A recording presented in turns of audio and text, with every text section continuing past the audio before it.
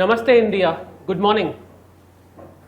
We are back with another episode of Wellness के नुस्खे with Dr. Sujit Paul. आज हम ऐसे कोई विषय में बात करेंगे जिसके बारे में कुछ लोग ही हैं जो इससे रिलेट कर सकते हैं, बट इस विषय के का जो इम्पैक्ट है हम सब पे गिरता है. We will be talking about the concept of promoter-led organizations versus the corporate organizations. It is not versus, rather promoter-led organizations along with the corporate-led organizations. आप सबको पता है, you all know that India is the land of business. We have a very old civilization जिसमें commerce का काफ़ी जगहों में उल्लेख है. हमारे कास्ट सिस्टम में भी एक पर्टिकुलर कास्ट है, वाइश्यास, जिनका काम ही है कॉमर्स में इन्वॉल्व होना. India, as you all know, is the land of SMEs and MSMEs. We have lakhs, I would say more than 10 lakhs plus of SMEs and MSMEs. इन सब का काम है बिजनेस में एंगेज रहना. ओके, बट अगर हम notice करें इतने सारे कंपनीज में से there are only a few companies which take the leap of faith. Leap of faith को हम हिंदी में बोल सकते हैं कॉन्फिडेंस की छलांग. कुछ ही कंपनीज है जो कॉन्फिडेंस की छलांग मार पाते हैं और खुद को छोटे से मीडियम और मीडियम से बहुत बड़ा बना पाते हैं. इस जर्नी में जो कंपनीज छोटे से खुद को बड़ा बनाते हैं, हम समझने की आज कोशिश करेंगे कि क्यों वो कंपनीज वो कर पाते हैं और किस परिस्थिति में उनसे ये हो पाता है.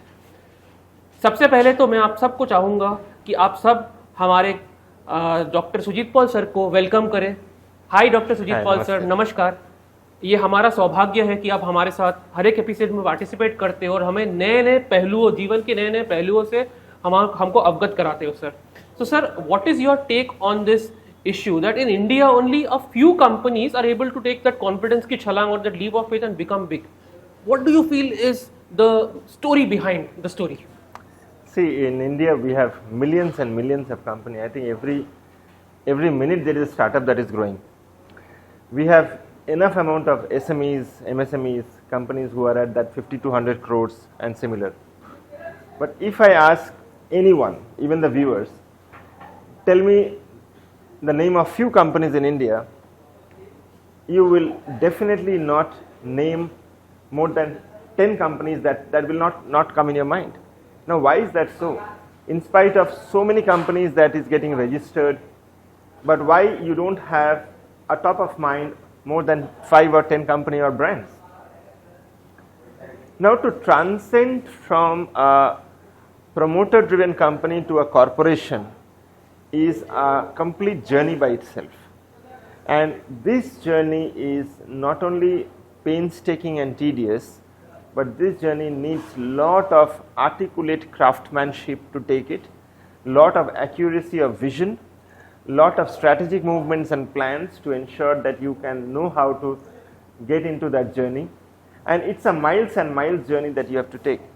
One is that not that every promoter is willing to take the company to that level, and the other is that yes, it's always a painful journey, so there are very, very, very few people. So that's exactly what I said, that out of millions and millions of companies, why do you think that you can't remember at least top 5 or top 10 Indian brands? It's only because it's not everyone's cup of tea to take that journey of leap. Not everyone's cup of tea. Chai. Tea is something we Indians have in abundance. Even we have some shows which are based on teas and coffees. So sir, चाय से मेरे को याद आया, आप बोल रहे हो कि it's not everyone's cup of tea. I have read this somewhere that every corporation, successful corporation today, once upon a time was a family-driven organization or a promoter-driven organization. What do you reckon is the rationale behind the statement, and is it true what the statement states here? Yeah, absolutely true. Every corporation, every single corporation worldwide was once aspired by someone and was a promoter-driven company. And trust me, everyone who wants to set a company, initially when they set a company, they feel that they will make the company very, very big. It will be a large company with a huge turnover, etc., etc.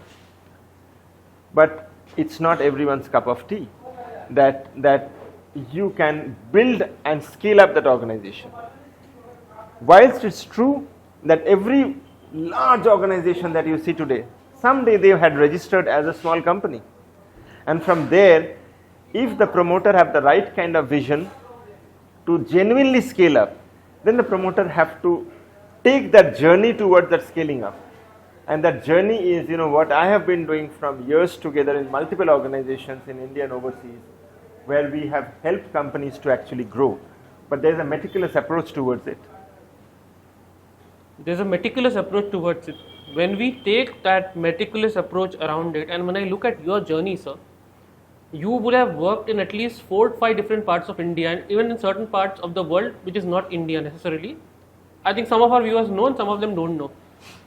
Do you feel out of these certain factors are endemic only to India, or it's the all-encompassing human mentality which is hindering from that company from becoming big? What's your take, as I'm asking this question specifically vis-a-vis your corporate journey?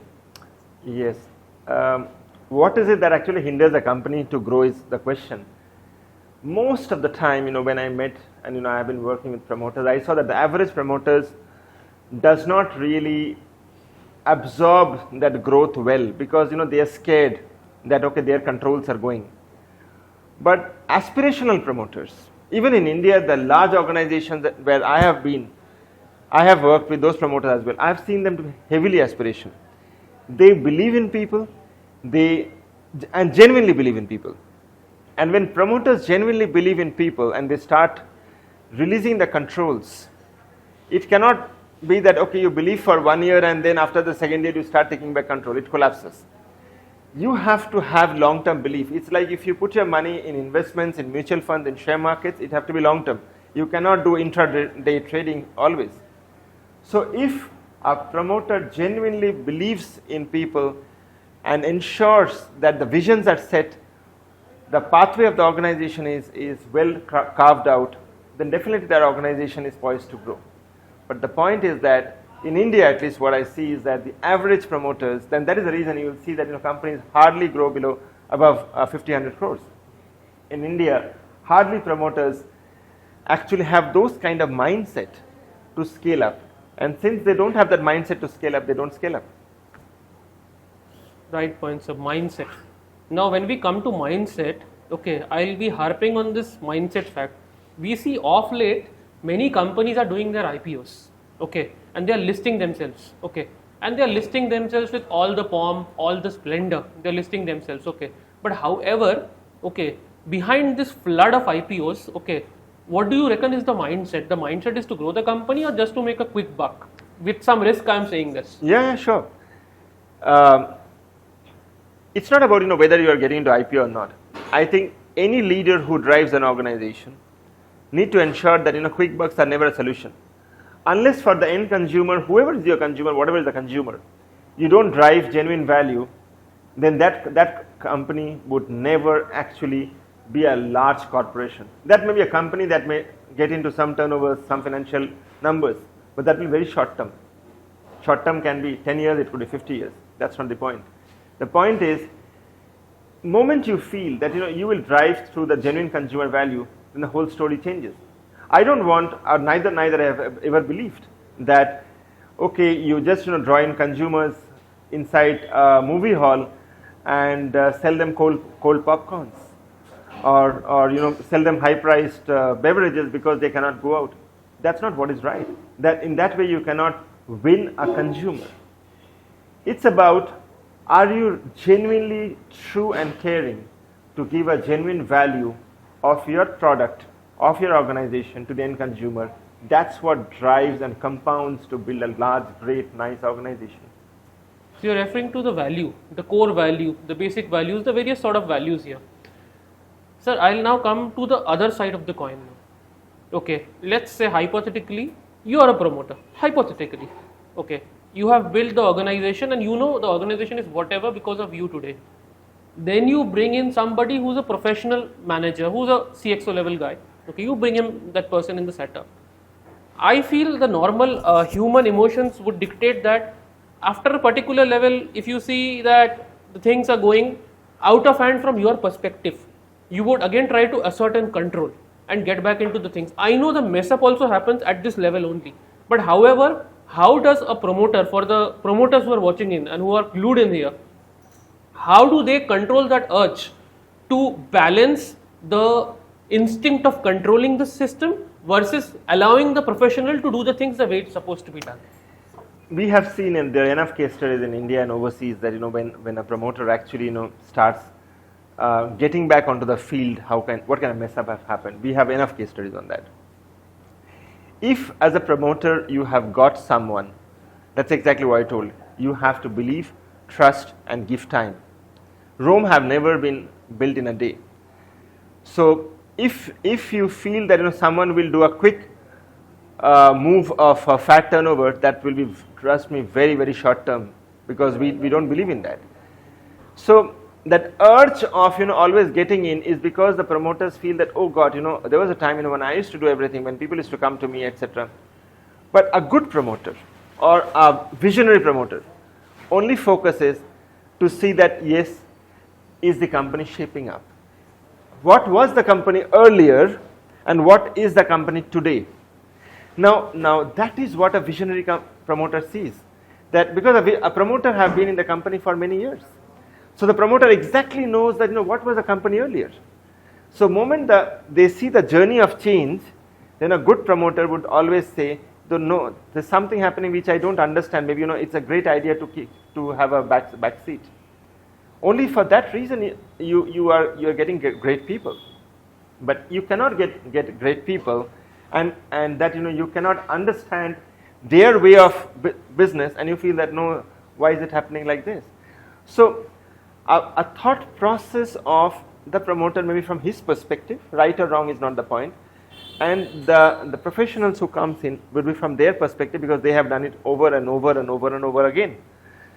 So a great promoter always is very patient, because he knows that, okay, it may be a 5-year, 10-year journey, and that's what greatness is about.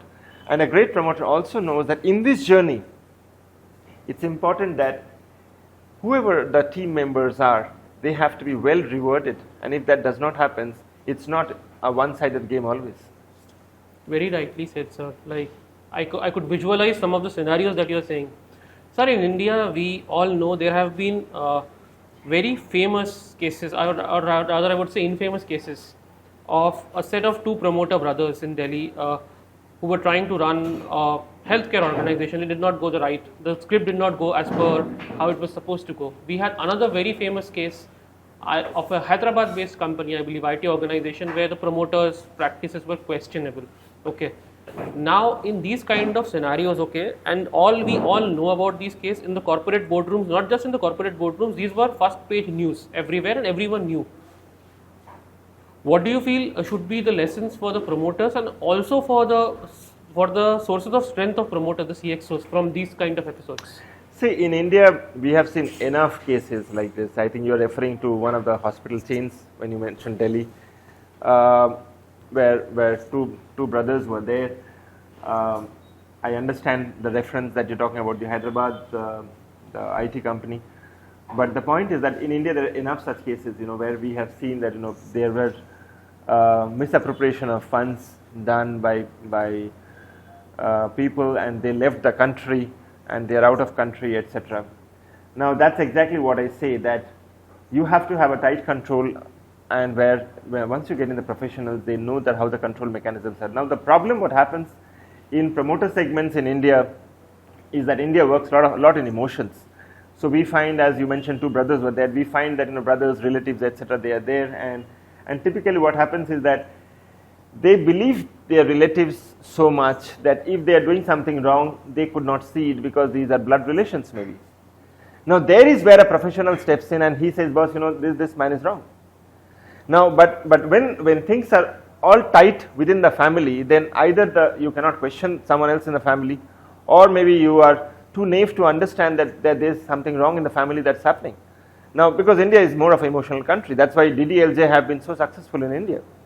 Now, that's where when a professional comes in, he becomes ruthless. He understands that, hey, something is going wrong. He also sensitizes and alerts the promoter.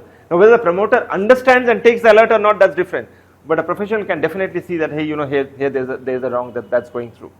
So that's where you find the essence of good team members coming in, because they also know that okay, if in a family something is going wrong, I can sensitize. So you said the professional comes in He comes into the thick of things, and he's expected to be like that Sri Krishna who gives a solution or who points out what is the wrong happening. Now, I'm asking you the point of view of that CXO who has been assigned that role by the promoter to make the things all right. Okay, I'm sure the path for that CXO is not a bed of roses. He has to balance the expectations of the promoter. He has to take care of the feelings of the people who report to him. Also, he has to balance the investors. Sir, tell us what the life of this, sorry, beg your pardon for using this word, the poor CXO is, who is trying to do this incredibly delicate balancing act of balancing, of being like, how do I remember listening to this, like when a man marries, he expects his wife to be like a Mother Teresa in the kitchen and like a Miss Universe in the bed. Similarly, the poor CXO, he has to manage so many things. How does the CXO go about it? Because from whatever I heard, it sounds like an impossible task for me. Yeah, it's extremely difficult, Arpan. You know, being in the helm of leadership structure, where you have to balance multiple things at the same point of time, you have to do a right fit of culture in the organization. You have to grow the organization. It's an extreme difficult thing that goes through. Keep in mind, as I always say, CEO is the most loneliest person that is there in the organization, because whatever upsetness, whatever frustrations, whatever distortions, whatever issues, he can't discuss with anyone. Neither he can discuss with the family, neither he can discuss with his friends, colleagues, no one. So everything goes inside.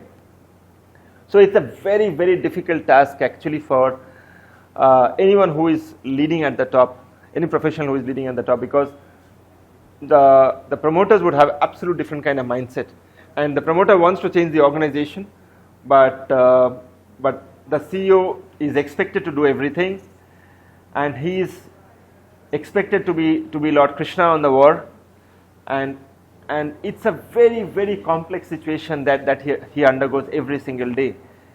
And he also has his emotions, he has his ups and downs, but he can't share it with anyone. He have to kind of digest those things. Now, the cultural misnomer, the cultural misfit, the thought process of the promoters versus the professional thought process, there's a huge sense of amalgamation that have to be built in togetherness. So overall, yes, you're right, it's extremely tough for us to kind of navigate every single day, but I think to win great wars, you have to be a tough person, and you have to know that if I do it every single day in spite of this toughness, then we can build an organization. Toughness, sir. Toughness, culture. Sir, you have mentioned quite a times about culture. I wantedly did not go into it, but now I would like to briefly touch upon that culture thing. Okay.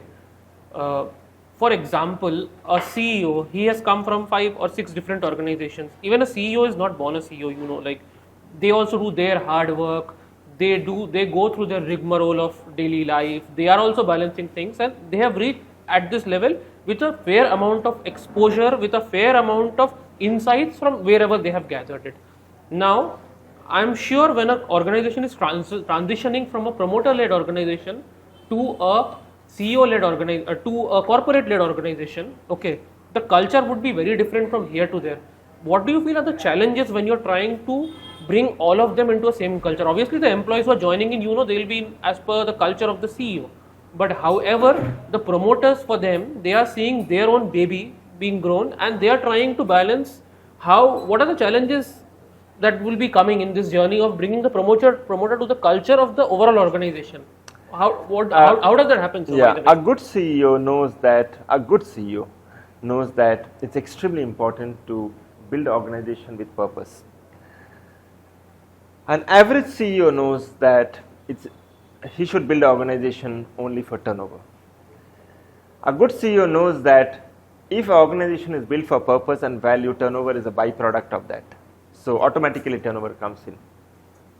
But in this journey, what happens is that the promoters have a different kind of mindset.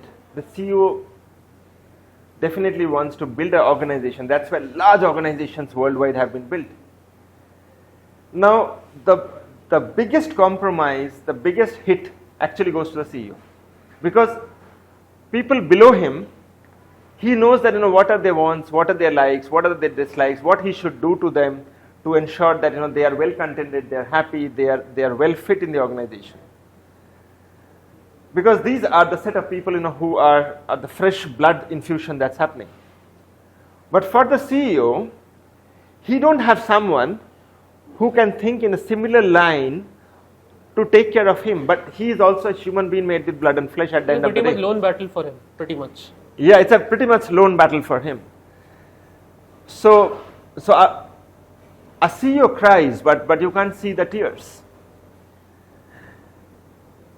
And that's what makes a great CEO to be strong, to build a foundation, that he knows that, okay, even if I have not too many people to understand what I need, but it's my duty to ensure that my people are well taken care of, at least here I can build the organization. Let me hold on compromise to the level that I can, and there is where I can build back. Because for us what happens is that we are out of home most of the time. We are traveling all across, we are shifting beds through different hotels, we eat food outside, we can't meet our families, we can't see our families. We are only working for the organizational greatness. We are only working to build organization, and I have done it for years together. I have built multiple organizations like this. But I have compromised when my son was growing up, and I could not even see him growing up. When my family needed me the most, I could not spend time there because either I had to be in the board meetings or in the investors meetings or similar. So the life of a CEO is actually the most toughest thing. But if it's my people, my business heads, when they come to me, I know that this is what I need to do for them. But it's not always true for me and the others, because unless you work with the very large promoters, then the questions are a little different. Who also understands you well, and that's where it works. But for a mid-sized organization, till that mid-sized organization grows larger, it does not that till such time the CEO will keep fighting a lone battle, and the CEO have to hold it strong because he need to build that organization of excellence. So for a CEO, it's extremely difficult day in day out that he actually goes through.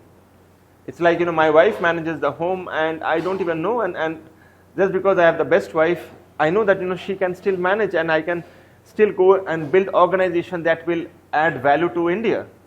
And I know that I'm doing it so that India can become much more healthy, much more accessing to affordable healthcare, so on and so forth. I can build a great organization that India can be proud of. But at the same point of time, I'm compromising multiple things at my personal level. So as I hear more of you, sir, about the values, the culture, okay, now I'll be coming to a point which I feel is more of a modern day problem. It could be an old problem also. I would not use the word problem, it's a situation. With the increasing use of technology, especially post-COVID, with all sorts of these messaging video platforms, I am sure you have your own food routines, you have your own lifestyle, you have your own personal life also. How do you balance your work life, continuously staying connected? There is something like, I heard something like a digital detox or digital dissonance also. So your work-life balance, your digital dissonance, your health, how does it all go together from a CXO point of view, sir? Okay. For people who work in very large organizations, they have a better orientation, because typically what happens is that they will have their personal butlers and personal chefs, etc. For people who work in mid-sized organizations, that luxury does not come. So they have to somehow balance and kind of orient in the way that is available for them at that point of time. For great leaders who have worked in very large organizations, they have seen that those organizations tries to take care of their leadership as much as possible, because they know that if they take care well of their leadership, then those are the people who would deliver better as well, mentally and physically. That is the reason you will see that there are multiple ways that leadership teams are taken care of. But a mid-sized organization, it does not usually happens in that way. So there is where a lot of things comes as folding and unfolding by itself. But for me personally, I try to be as flexible as possible, and people who have worked with me, they have seen and known that I'm as much flexible possible. But yes, you're right that it does takes a lot of toll on health, on your stomach, on your gut, on your sleep. It does takes a lot of toll but as I always say, if you have to build a great organization, this will be there. But yes, I think people have to still take care of their health as much as possible. For the benefit of my viewers, the audience, do you never feel tired? Yes, I do. But still I continue to work. Alright, he's also a human like you. So yes, I do, but still I continue to work, because when your aspirations are there that you'll build a large, great, nice, best organization, then you have to overcome the tiredness. So that's the passion that you drive. But yes, definitely, I too get my fatigues, I too get my tiredness, everything, but I try to overcome those as well. So for very key takeaway from sir's message, आप सब जो संघर्ष कर रहे हैं अपने ज़िंदगी में, for the CEOs who are trying to build up the organizations in a good way for the future, for the mothers who are trying to run the household, okay, मेरे को आपको सबको बोलना चाहता हूँ मैं कि संघर्ष तो आपको करना पड़ेगा. बहुत फेमस कहावत है काफ़ी सारे रिलीजियस स्क्रिप्चर्स में, कष्ट नहीं करोगे तो श्री कृष्ण नहीं मिलेंगे. तो कष्ट तो करना पड़ेगा. सर कष्ट से याद आया, स्पेशली जहाँ तक बड़े ऑर्गेनाइजेशंस की बात है, big organisations, they have their set processes, they are getting talent, and for them it's not a big deal, they have a brand also. But now, especially from the perspective of a mid-size organization, let's say the mid-size organization is not even in a metro city, it's in some other city.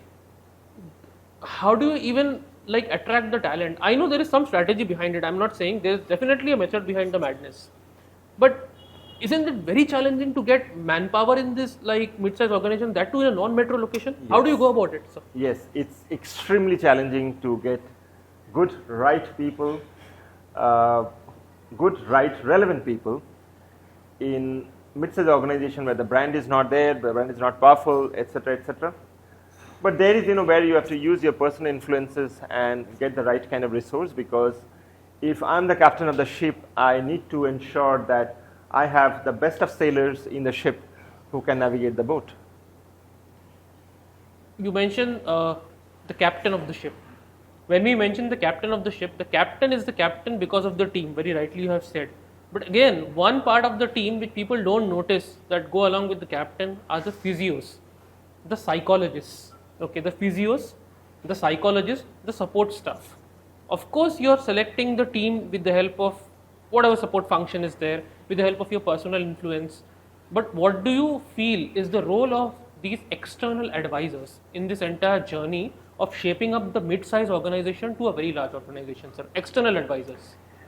See, what happens is that, when I advise other companies or similar, I always tell them that be very, very focused as what you want to aspire to build your organization for.